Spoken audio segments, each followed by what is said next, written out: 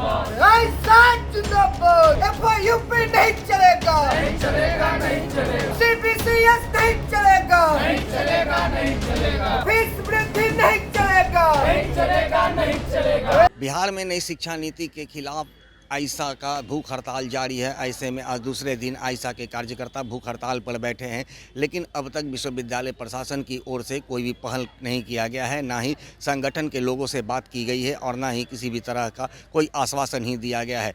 ऐसे में अब आइसा के कार्यकर्ताओं ने एक बड़ा ऐलान कर दिया है। इस पूरे मामले को लेकर के भूख हड़ताल पर बैठे जो आइसा के कार्यकर्ता हैं, क्या कुछ उनका कहना है, आइए सुनाते हैं। नैब जो एफआईयूपी है उसको वापस लिया जाए और जो पिछली बार जिस तरीके से 3 साल का जो कोर्स था उसी तरीके से आगे भी पढ़ाया जाना चाहिए। दूसरा हमारा ये मांग है कि जो भी डोमिसाइल सिस्टम जो पहले से बीपीएससी अभी जो शिक्षा बहाली हो रही है उसमें डोमिसाइल सिस्टम को लागू किया जाना चाहिए, ताकि बिहार के जो भी शिक्षक और शिक्षक बहाली में आना चाहते हैं उनको इसका फ़ायदा मिले। दरअसल नैप के थ्रू जो भी कॉलेजेस को ऑटोनॉमी दी जा रही है उनकी अब जो फ़ंड हमें जो पढ़ने के लिए मिलता था वो एज अ लोन मिलेगा। इससे कहीं ना कहीं जो एजुकेशन सिस्टम है वो और भी महंगा होता जाएगा। मैं खुद एक गांव से आता हूं जहां पे ग्रेजुएशन करना अपने आप में एक बहुत ही बड़ी बात होती है, तो आर्थिक रूप से ये कहीं ना कहीं तंगी का सामना आज के टाइम पे जो भी छात्र हैं उनको झेलना पड़ सकता है। ऐसे कई सारे सब्जेक्ट्स हैं जिन्हें एफआईपी लागू हो जाने और सीबीसीएस के लागू हो जाने से वो हमारे ऑनर्स में स्पेशलाइज्ड ऑनर्स जो हम करते हैं उसमें एक अलग सब्जेक्ट का एक भार पड़ेगा। तो कहीं ना कहीं ये जो एजुकेशन की क्वालिटी है उसकी गुणवत्ता को कम किए जाने की एक साजिश है।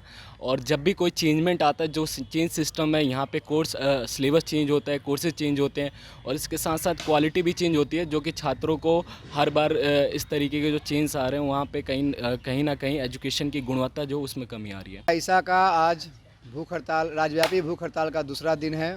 बिहार में राजभवन के आदेश पर, राज्यपाल के आदेश पर बिहार के पटना विश्वविद्यालय समेत तमाम विश्वविद्यालयों में जबरन नई शिक्षा नीति थोप दिया गया और नई शिक्षा नीति लागू होने के साथ ही जो 3 वर्ष का स्नातक कोर्स था अब वो 4 वर्ष का स्नातक कोर्स हो गया।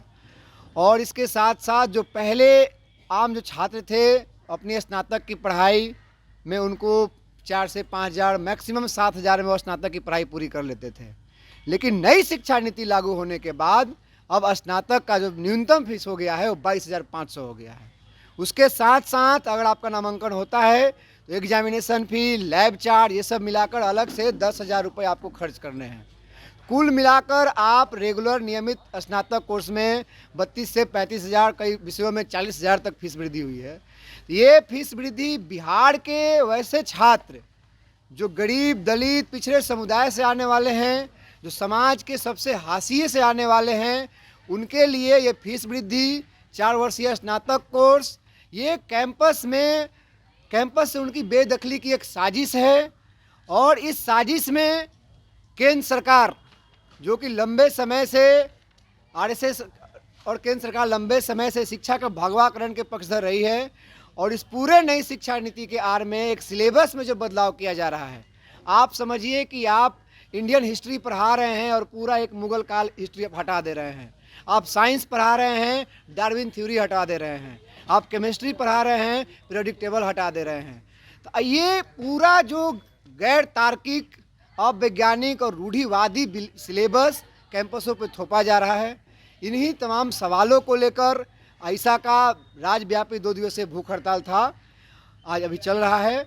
और आगामी दिनों हम लोग यहाँ से अभी एक ज्ञापन हम लोग देंगे राजभवन कि पूरे बिहार के विश्वविद्यालयों में फीस वृद्धि अगर वापस नहीं होता है, एफआईयूपी वापस नहीं होता है, फिर 17 जुलाई को पूरे बिहार के जो छात्र हैं नई शिक्षा नीति के खिलाफ, फीस वृद्धि के खिलाफ, एफआईयूपी के खिलाफ, सिलेबसों में जो व्यापक बदलाव किए जा रहे हैं उसके खिलाफ 17 जुलाई को आइसा राजभवन का मार्च करेगा।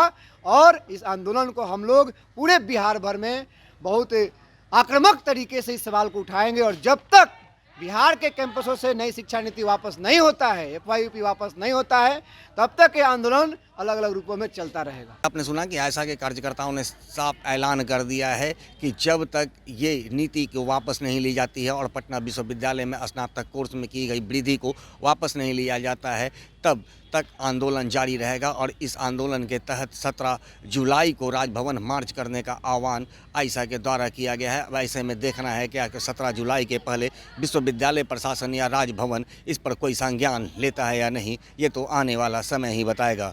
दर्शन न्यूज के लिए ज्ञानेंद्र की रिपोर्ट।